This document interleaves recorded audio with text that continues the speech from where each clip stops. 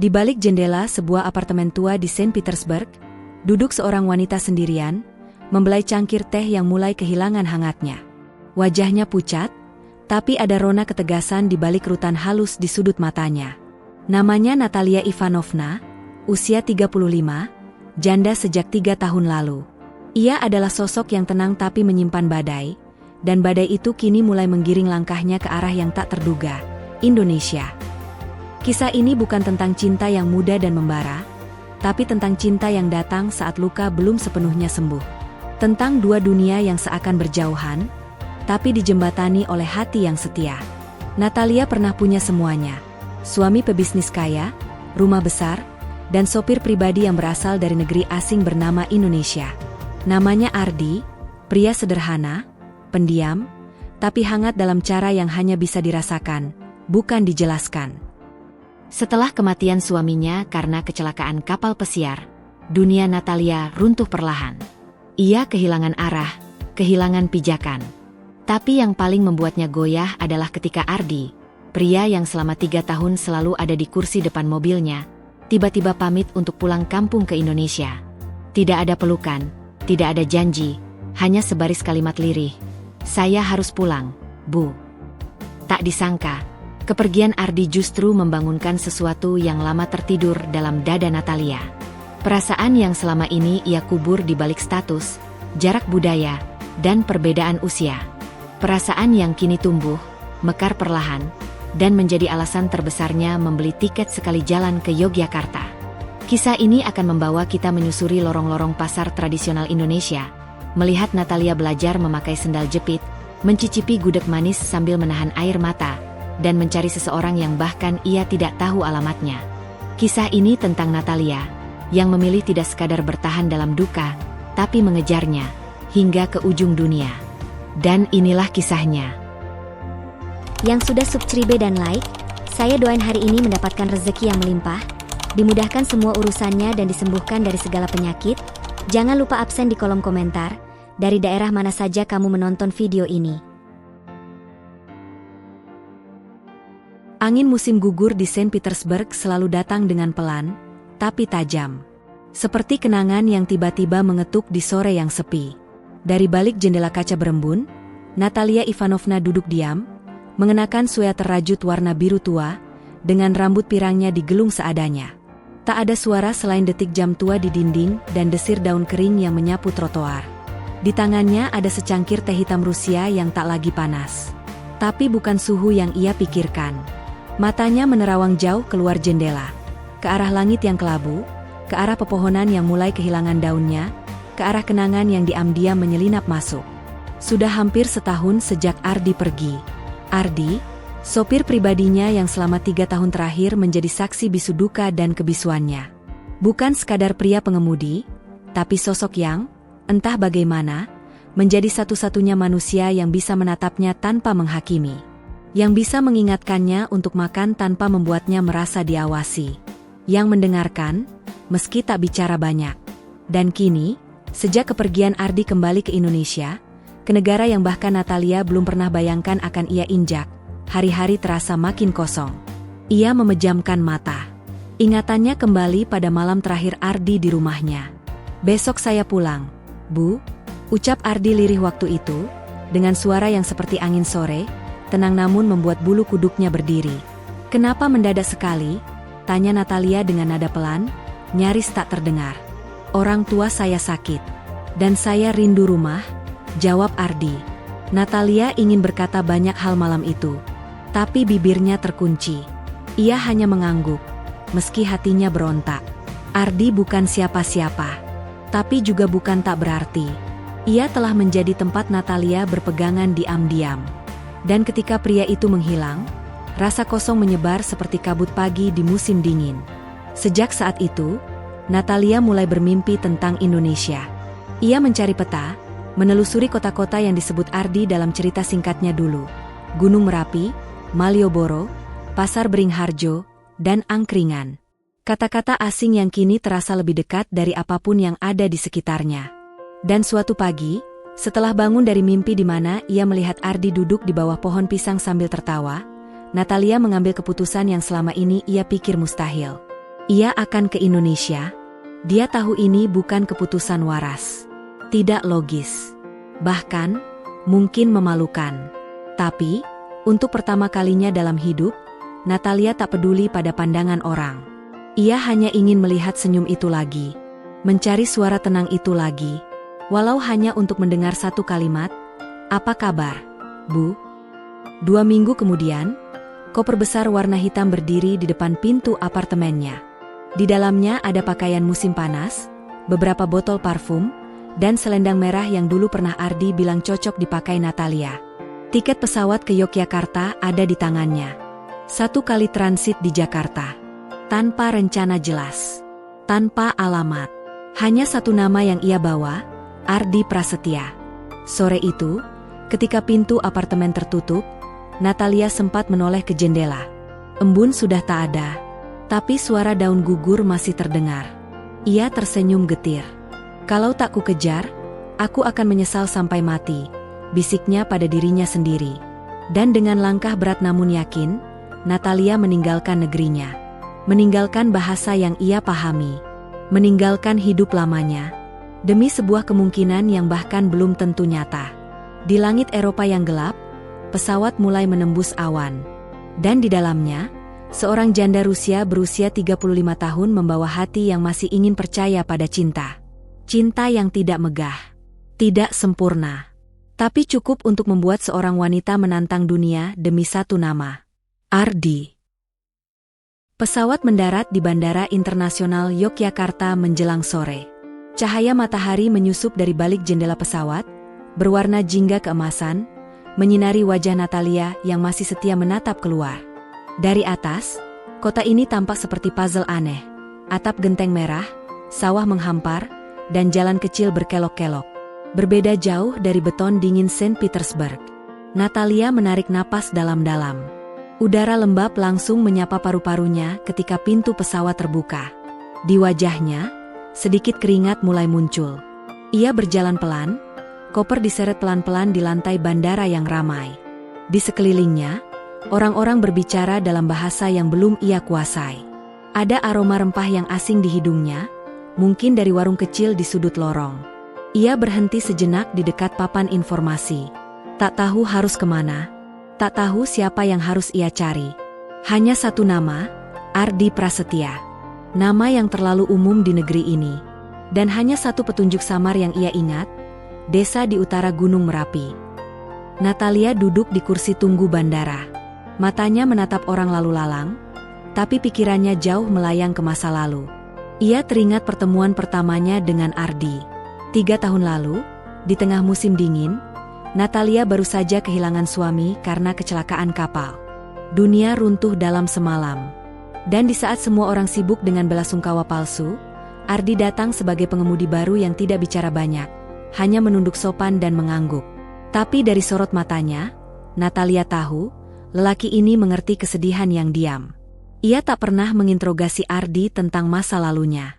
Tapi dari cerita-cerita kecil di perjalanan, Natalia tahu Ardi pernah bekerja sebagai tukang kayu di kampungnya. Ia datang ke Rusia lewat agen tenaga kerja. Hidup pas-pasan, tidur di garasi. Tapi selalu pulang dengan senyum untuk ibunya. "Bu, kalau di kampung saya, rumah itu dibangun gotong royong. Nggak dibayar, tapi ikhlas," katanya suatu hari saat mengantar Natalia pulang dari pemakaman keluarga. Natalia hanya tersenyum waktu itu. Tapi dalam hati, ia kagum.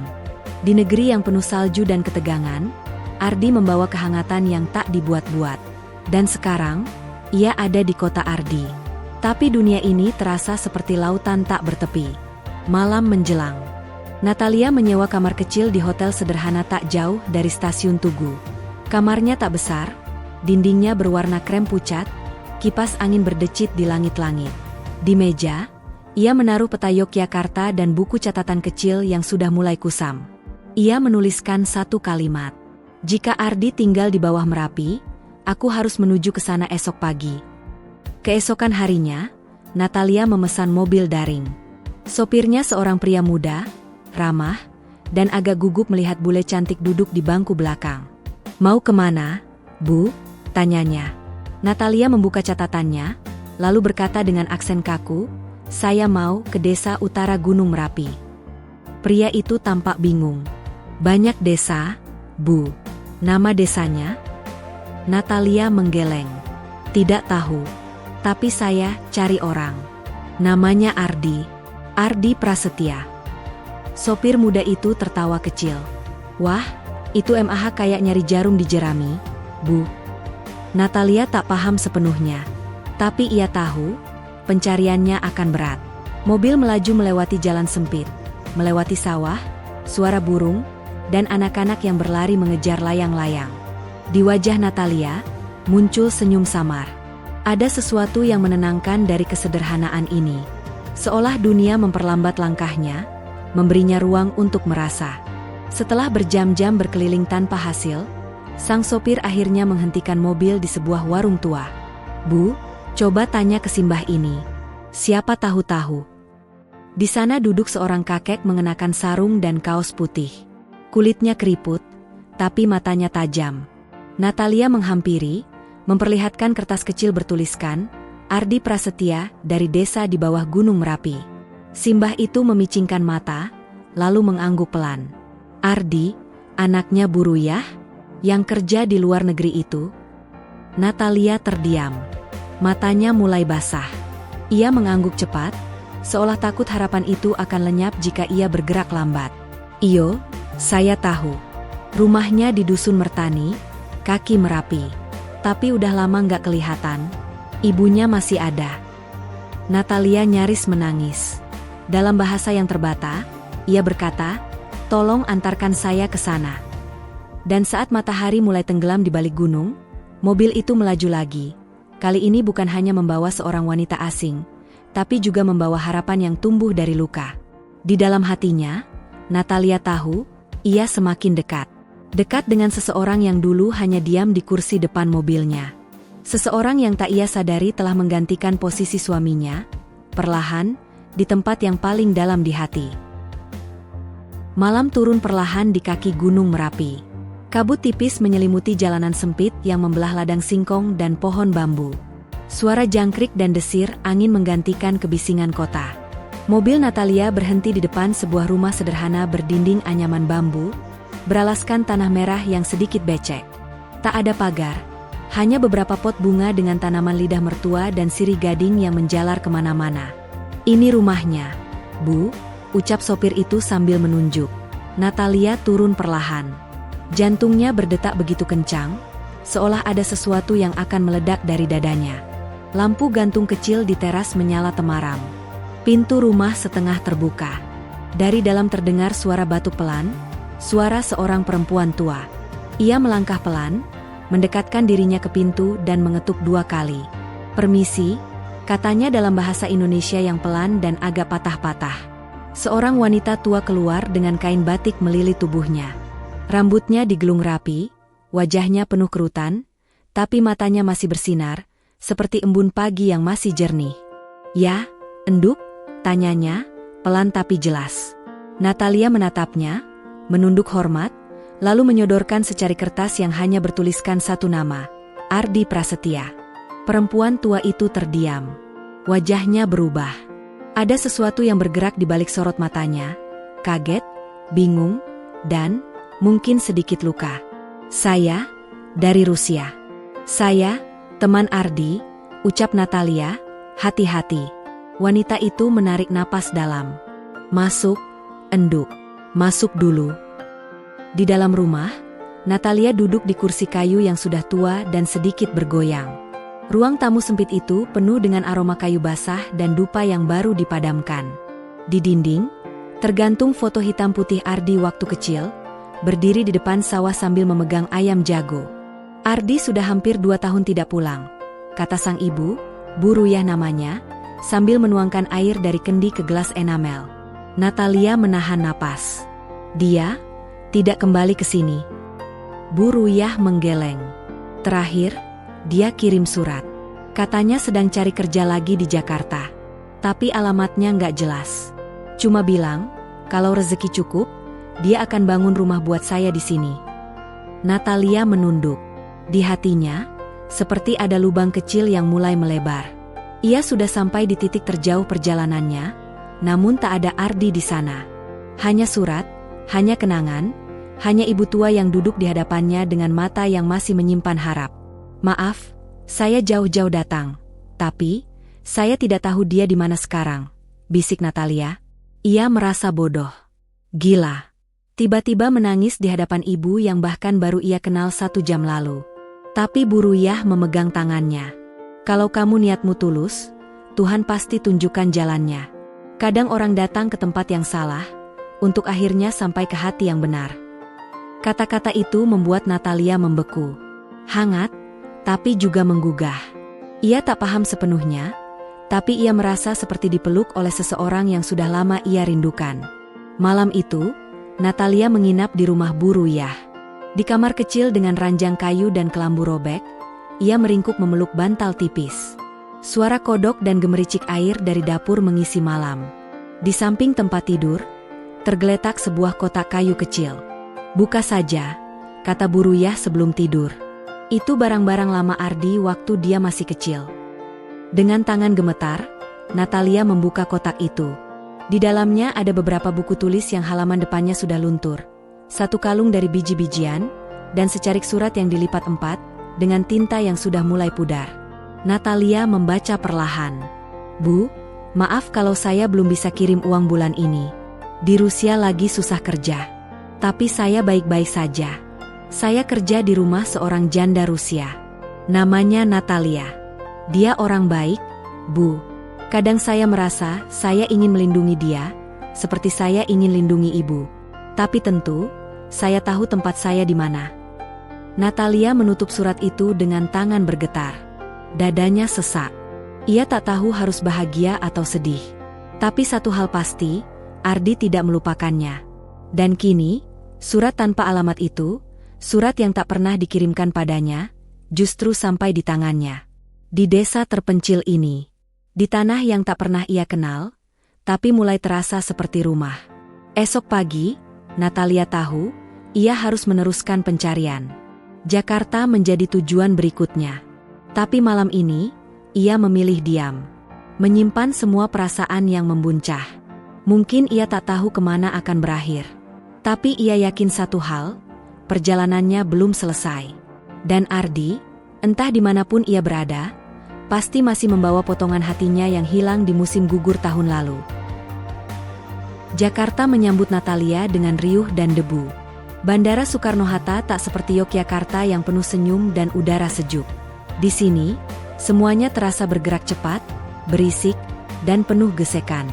Mobil berseliweran, klakson bersahut-sahutan, dan orang-orang berjalan terburu-buru, seolah waktu selalu kurang 1 detik. Natalia berdiri mematung sejenak di pintu keluar bandara. Koper hitamnya ia genggam erat, seperti sisa harapan yang belum boleh jatuh. Di kepalanya, satu nama terus berputar, Ardi.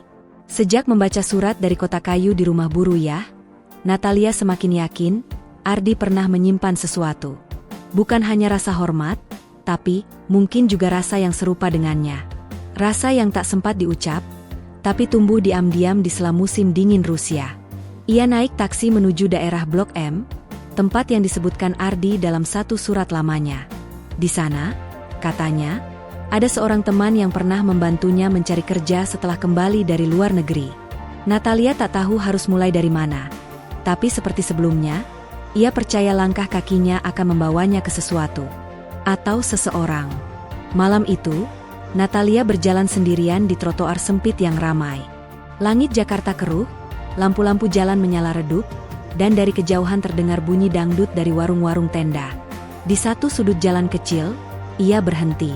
Ada warung angkringan yang ramai dengan suara tawa dan ceret air mendidih.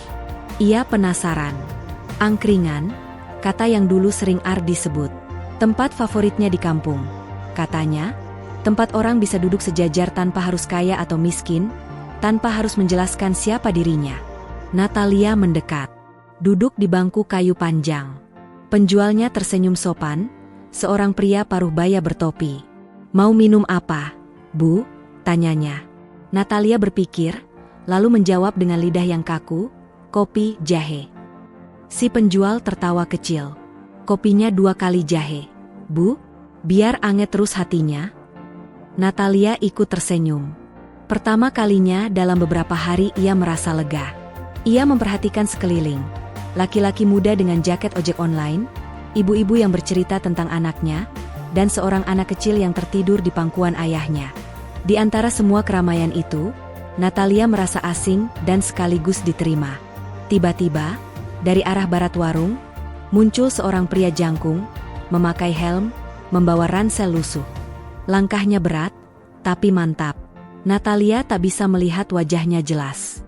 Tapi ada sesuatu yang membuat dadanya bergetar. Pria itu memesan nasi kucing dan teh manis, lalu duduk agak jauh dari Natalia. Kepalanya menunduk, tapi saat ia menoleh sedikit, Natalia membeku. Itu dia, Ardi. Rambutnya sedikit lebih panjang, kulitnya lebih gelap dari terakhir Natalia melihatnya. Tapi mata itu, mata yang sama yang menatapnya diam-diam di musim dingin, tak berubah. Natalia berdiri pelan. Langkahnya gemetar, suara di sekelilingnya menghilang. Dunia terasa melambat. Ia berjalan mendekat. Ardi, ucapnya, pelan, seperti doa yang selama ini ia simpan dalam diam. Ardi mendongak. Matanya membelalak. Natalia, bisiknya, nyaris tak percaya. Ada jeda panjang. Seperti waktu berhenti sejenak, memberi ruang untuk air mata yang tiba-tiba jatuh. Ardi berdiri, bingung harus apa. Tangannya sedikit terangkat, lalu turun lagi. Apa yang kamu lakukan di sini? Tanyanya, suaranya pelan, nyaris gemetar. Aku mencarimu, jawab Natalia lirih. Kemanapun kamu pergi. Ardi memejamkan mata. Napasnya berat. Aku tak pernah pikir kamu akan datang. Natalia menatapnya. Aku juga tak pernah pikir aku bisa jatuh cinta sama orang yang hanya duduk di kursi depan mobilku, 3 tahun berturut-turut, tanpa pernah bicara banyak. Tapi aku jatuh. Ardi. Aku jatuh saat kamu pergi. Ardi menarik napas panjang, lalu menunduk. Saya bukan siapa-siapa, Bu. Saya cuma sopir. Saya nggak pantas. Jangan bilang itu lagi, potong Natalia. Kamu lebih dari siapapun yang pernah aku kenal. Angkringan itu jadi saksi dua hati yang telah menempuh ribuan kilometer, hanya untuk bisa duduk di bangku kayu yang sama, meminum kopi dari cangkir plastik yang sama, dan merasakan hangatnya cinta yang tak pernah sempat diucap. Malam itu, Jakarta tak seramai biasanya. Atau mungkin dunia sengaja mengecilkan suaranya, agar Natalia dan Ardi bisa mendengar satu sama lain, tanpa bising, tanpa keraguan. Hanya ada 2 cangkir kopi yang mendingin pelan. Dan 2 hati yang, untuk pertama kalinya, saling bicara tanpa batas. Pagi hari di Jakarta membawa warna abu-abu. Langit mendung, seolah ikut menyimpan sesuatu yang berat di dadanya. Natalia duduk di kursi kayu depan kamar kos sederhana tempat Ardi tinggal. Tangannya menggenggam cangkir plastik berisi kopi yang sudah dingin. Di sampingnya, Ardi duduk bersandar pada dinding, diam. Sejak malam di angkringan itu, mereka belum bicara banyak. Hanya tatap-tatapan sesekali. Seolah ada begitu banyak kata yang tertahan di tenggorokan masing-masing. Bukan karena tak ingin bicara, tapi karena takut suara itu akan menggugurkan dinding-dinding yang telah dibangun bertahun-tahun. Aku pikir kamu sudah lupa, kata Ardi, akhirnya. Natalia memutar kepala pelan. Bagaimana bisa aku lupa seseorang yang diam-diam menyelamatkanku? Ardi tersenyum kecut. Saya hanya sopir, Bu. Saya tidak menyelamatkan siapa-siapa. Jangan panggil aku Bu, potong Natalia. Panggil aku Natalia. Sekarang, aku hanya seorang perempuan yang datang jauh-jauh karena dia merasa kehilangan. Ardi mengangguk perlahan, lalu menatap langit. Saya pergi karena saya takut. Takut apa? Takut terlalu berharap. Suaranya lirih, getir. Waktu saya di Rusia, setiap hari saya bangun dan lihat wajah ibu. Maaf, maksud saya, Natalia, saya merasa ingin tinggal selamanya. Tapi saya tahu itu tidak mungkin. Natalia menatap Ardi dalam. Kenapa tidak mungkin? Karena kamu terlalu tinggi buat saya. Karena saya cuma seseorang dari kampung, yang terbiasa tidur di lantai, yang ibunya masih ngutang di warung. Karena saya tahu tempat saya di mana. Natalia menutup matanya. Perih. Bukan karena kata-kata Ardi, tapi karena dunia memang seringkali memaksa cinta untuk berpikir tentang logika. Aku datang bukan untuk menebus apa-apa, Ardi. Aku datang karena aku ingin tahu, jika aku tidak datang, apakah aku akan menyesal seumur hidup? Ardi terdiam. Suara kipas angin tua dari dalam kamar menyela keheningan mereka. Beberapa anak kecil bermain di gang sempit, suara sandal jepit beradu dengan aspal kasar. Aku pernah kehilangan suamiku tanpa sempat bilang bahwa aku marah padanya, karena dia meninggalkanku begitu saja, lanjut Natalia. Aku tidak ingin kehilanganmu, tanpa pernah tahu apa rasamu padaku. Ardi memejamkan mata. Ia tidak menangis, tapi air matanya menggantung di ujung kelopak. Saya cinta sama kamu, Natalia. Kalimat itu sederhana, tapi keluar dari bibir Ardi seperti gemuruh. Dunia terasa berhenti. Natalia menoleh, menatap wajah lelaki yang selama ini diam di balik setir mobil. Wajah yang ia pikir sudah ia lupakan, tapi ternyata menempel begitu dalam di ingatannya. Aku juga, Ardi. Aku cinta padamu. Suaranya pelan, seperti bisikan yang akhirnya bebas dari penjara perasaan. Mereka tak berpelukan, tak saling cium. Hanya duduk bersebelahan, menyimpan segala yang baru saja keluar dengan hati-hati. Cinta ini bukan cinta muda yang meledak-ledak. Cinta ini seperti embun pagi, diam, bening, dan menyentuh tanpa suara. Namun di balik ketenangan itu, Natalia sadar perjalanan mereka belum usai. Dunia tidak akan mudah menerima mereka. Orang akan bertanya, akan mencibir, akan memandang sebelah mata. Tapi Natalia tak peduli. Karena kali ini, untuk pertama kalinya setelah kematian suaminya, ia merasa hidup. Bukan karena ia punya rumah besar, tapi karena hatinya, yang selama ini dingin seperti salju Rusia, akhirnya mencair oleh kehangatan seorang pria dari kampung di kaki Merapi. Tapi cinta, meski tulus, tidak selalu mudah. Malam harinya, Natalia mendapat panggilan video dari kakaknya di Saint Petersburg. Wajah kakaknya tegas dan penuh khawatir. "Kau di mana sekarang?" tanya kakaknya. Orang-orang mulai bertanya. "Saham perusahaan suamimu anjlok karena berita bahwa kau kabur ke Asia." Natalia menunduk. "Aku tidak kabur. Aku hanya mengejar seseorang." "Seorang sopir, Natalia? Seorang pria yang bahkan tidak punya rekening ban. Apa yang kau pikirkan?" Natalia menggigit bibir. Ia tidak ingin bertengkar, tapi juga tidak ingin menjelaskan cinta dengan angka dan status. "Aku akan tetap di sini sampai aku tahu bagaimana hidup ini akan membawaku." Kakaknya menggeleng. "Kau egois." Malam itu, Natalia menangis. Bukan karena merasa bersalah, tapi karena dunia memang seringkali menolak cinta yang datang dari jalanan yang tidak mewah. Namun di luar kamar, Ardi berdiri mendengar semuanya. Ia tahu, waktunya belum datang. Tapi ia juga tahu, ia tak akan mundur. Cinta ini, terlalu dalam untuk ditinggalkan. Dan terlalu berani untuk disembunyikan. Matahari Jakarta menggantung rendah di ufuk barat, membentuk siluet bangunan-bangunan tua yang memanjang di kejauhan. Di sebuah halte kecil dekat terminal Blok M, Natalia duduk sendiri dengan koper hitam di sampingnya. Tiket pesawat pulang ke Saint Petersburg ada di genggaman. Jadwalnya, besok pagi. Ia menatap tiket itu lama, seolah setiap huruf di dalamnya menjeritkan satu pertanyaan besar.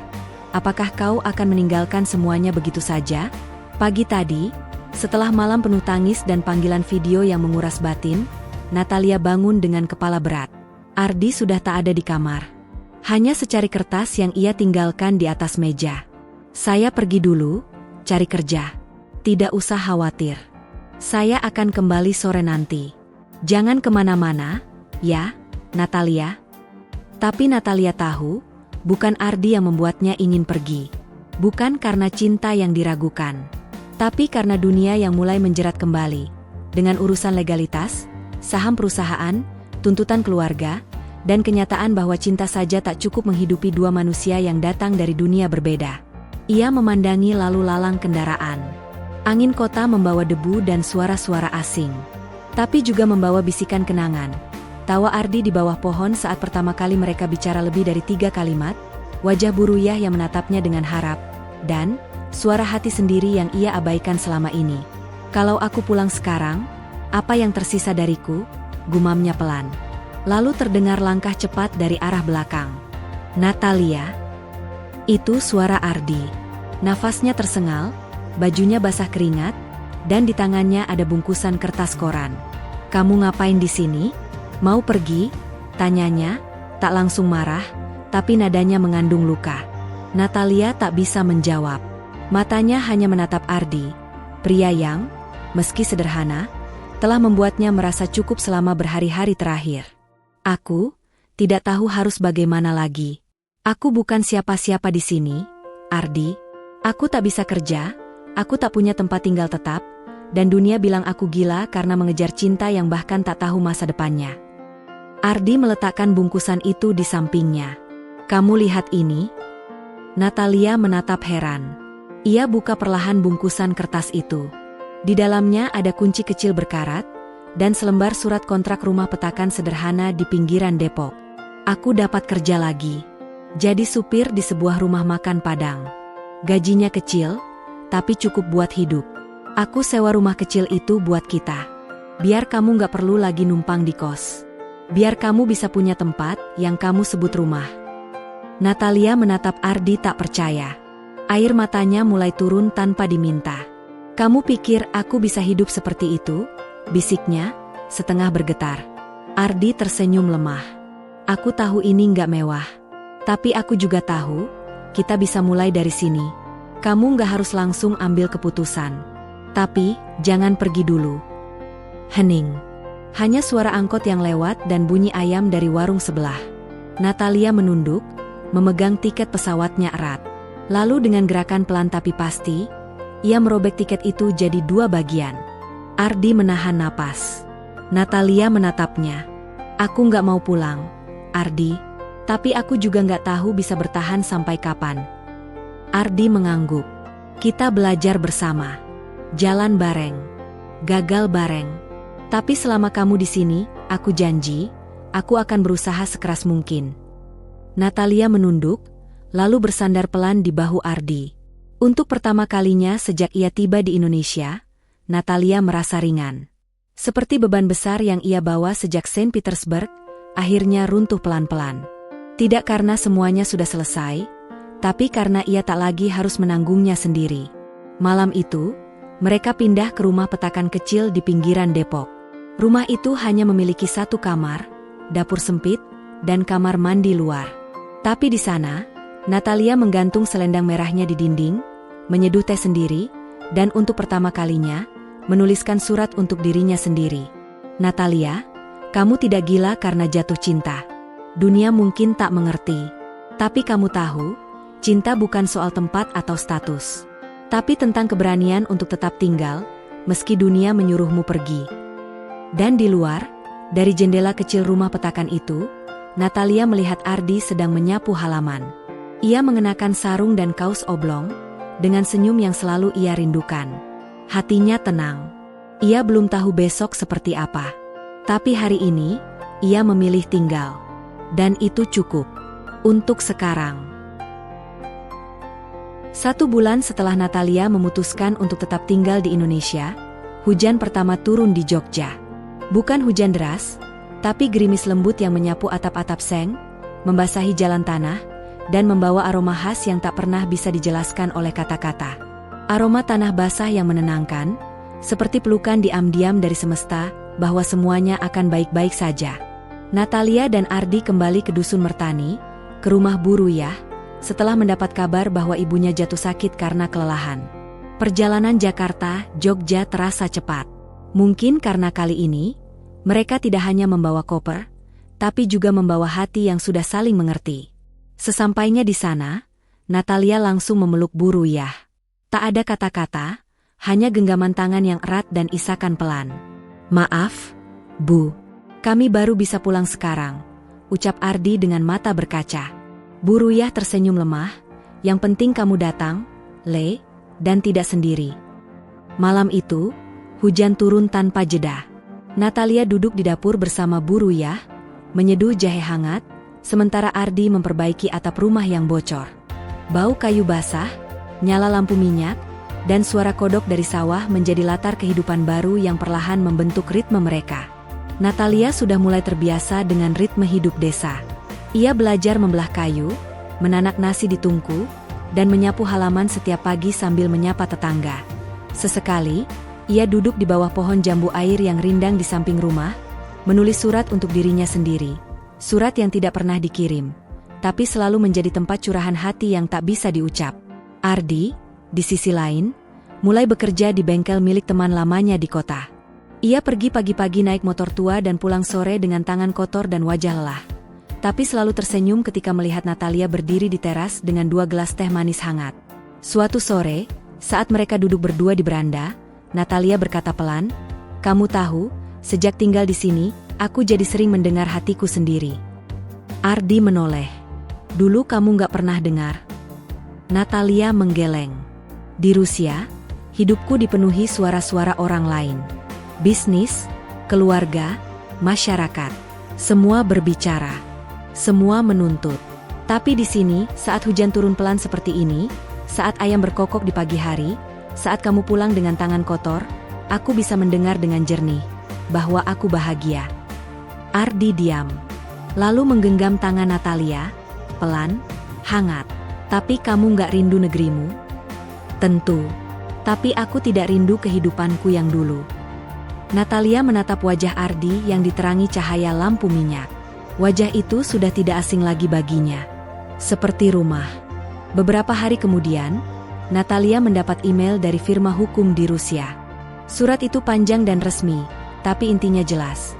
Jika ia tidak segera kembali ke Rusia dan menandatangani dokumen warisan, hak kepemilikan atas perusahaan mendiang suaminya bisa beralih ke tangan kerabat jauh yang serakah. Ia membaca surat itu berulang kali. Dunia lamanya kembali mengetuk. Malam itu, ia merenung lama di bawah langit berbintang. Ia tahu, keputusan harus diambil. Tapi kali ini, ia tak ingin memilih antara masa lalu dan masa kini. Ia ingin keduanya berdampingan. Pagi harinya, Natalia berkata pada Ardi, "Aku harus ke Rusia. Untuk sebentar. Tapi aku janji, aku akan kembali." Ardi menatapnya lekat-lekat, menahan perasaan yang bertumpuk. "Kamu yakin akan kembali?" Natalia mengangguk.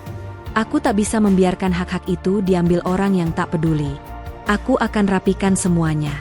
Lalu kita mulai dari sini, bersama." Ardi menunduk. "Aku percaya." Dan sebelum berangkat, Natalia menitipkan satu kotak kayu kecil pada Bu Ruyah. Di dalamnya ada surat untuk Ardi, selendang merah yang dulu selalu ia pakai, dan satu potong kecil papan kayu bertuliskan, "Rumah bukan tempat, tapi siapa yang menunggumu di sana." Hujan turun pelan di hari keberangkatan Natalia. Tapi tak ada air mata. Hanya harapan. Bahwa dalam jeda jarak dan waktu, cinta yang diam-diam tumbuh itu tak akan layu. Karena kini, Natalia tak lagi merasa sendiri. Ia telah menemukan seseorang, dan sebuah desa kecil di kaki gunung, yang membuatnya ingin pulang. Bukan karena kewajiban, tapi karena rindu. 8 bulan telah berlalu sejak Natalia kembali ke Rusia. Musim salju menyelimuti Saint Petersburg. Langit kelabu, udara menggigit kulit, dan jalanan diselimuti putih pekat yang dingin dan sunyi. Natalia berdiri di balkon apartemennya, mengenakan mantel tebal sambil memandangi salju yang turun perlahan. Tapi yang ada di pikirannya bukan kota ini, melainkan suara jangkrik dari dusun kecil di kaki Merapi. Ia kembali untuk menyelesaikan urusan hukum dan warisan. Perusahaan besar peninggalan suaminya kini resmi ia serahkan ke pihak kepercayaan. Ia memilih keluar dari semua kursi direksi, melepaskan rumah-rumah besar, mobil-mobil mewah, dan kehidupan elit yang dulu membentuk identitasnya. Bukan karena ia kehilangan arah. Justru karena akhirnya ia menemukan arah yang sejati. Ke arah yang membuat hatinya pulang, meski secara geografis jauh dari tempat lahirnya. Hari ini, koper hitam itu kembali dikemas. Tapi kali ini tidak dipenuhi kekhawatiran atau pertanyaan. Hanya harapan, sedikit keberanian, dan selendang merah yang dulu ia tinggalkan di rumah Bu Ruyah. Pesawatnya berangkat malam. Tapi Natalia tiba di bandara jauh lebih awal. Di tangannya, tiket bertuliskan, Yogyakarta One Way. Tak ada lagi ragu. Tak ada lagi kata, sementara. Di sore yang sama, di Dusun Mertani, Ardi sedang memperbaiki pagar rumah. Bajunya basah oleh keringat, sarung dililit setengah lutut, dan wajahnya menghadap ke sawah yang mulai menghijau. Ia tidak tahu kapan tepatnya Natalia akan kembali. Tapi ia percaya, cinta sejati selalu tahu jalan pulang. Bu Ruyah duduk di teras, menyulam kain kecil. Di sebelahnya, pot kecil berisi bunga lavender dari Rusia tumbuh pelan-pelan, hasil titipan Natalia sebelum pergi. Aku rasa, bentar lagi dia pulang, Le, kata Bu Ruyah pelan. Ardi hanya tersenyum. Senyum itu tenang. Dalam diamnya, ia sudah menyiapkan segalanya. Rumah kecil mereka kini punya kamar tambahan, meja makan dari kayu jati bekas, dan satu rak buku yang ia buat sendiri dari papan sisa bengkel. Di atas rak itu, ia letakkan kotak kayu pemberian Natalia, yang belum pernah ia buka. Sore menjelang maghrib. Langit desa berubah jingga keemasan. Lalu terdengar suara sepeda motor dari arah jalan utama. Ardi menoleh cepat. Motor itu berhenti di depan rumah. Pengemudinya turun, jaket putih, topi kain, dan senyum yang tak pernah hilang dari ingatannya. Natalia. Perempuan itu membuka helm. Rambutnya kini lebih panjang, tapi senyumnya sama. Hangat, tenang. Rumah. Aku pulang, katanya singkat. Ardi ingin berlari memeluknya, tapi Natalia sudah lebih dulu melangkah cepat dan menubruknya dengan pelukan erat. Pelukan yang selama ini hanya hadir di mimpi-mimpi panjang mereka. Aku tak akan pergi lagi, bisik Natalia di dadanya. Ardi mengangguk, memejamkan mata. Dan aku tak akan melepaskanmu lagi. Malam itu, dusun kecil di kaki Merapi menjadi saksi cinta yang tak diucap dengan kata-kata besar. Tak perlu janji-janji manis. Tak perlu pesta. Hanya sepasang manusia yang memilih untuk saling tinggal, dalam diam yang hangat, dalam hidup yang sederhana. Natalia tak lagi mencari makna rumah dari bangunan megah. Ia menemukannya di suara ayam pagi, di tangan Ardi yang kasar tapi lembut, di masakan sederhana di dapur kayu, dan dipelukan seorang ibu yang kini ia panggil, Bu, tanpa canggung. Dan saat hujan kembali turun, kali ini bukan di Rusia, tapi di Jogja, Natalia berdiri di bawah atap kecil rumah mereka sambil menengadahkan tangan, merasakan air hujan mengenai wajahnya. Ia tersenyum. Karena akhirnya, rumah bukan lagi tempat tapi seseorang.